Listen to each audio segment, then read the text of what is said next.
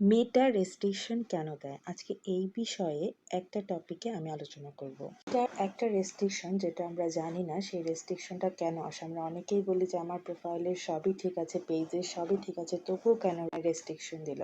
আপনারা একটু খেয়াল করবেন এই কাজটা আমরা অনেকেই এটা করি যে সব সময় কারো কমেন্টে গিয়ে দেখলে দেখা যায় যারা কমেন্ট করেছে সবাইকে আমরা ফলো দিই।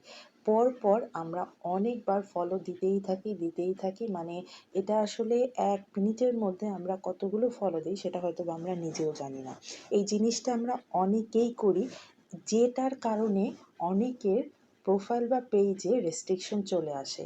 আর এটা আমরা বুঝতেও পারি না এবং আস্তে ফলোয়ার্সের জায়গাটা দেখবেন যে রেড হয়ে আসে।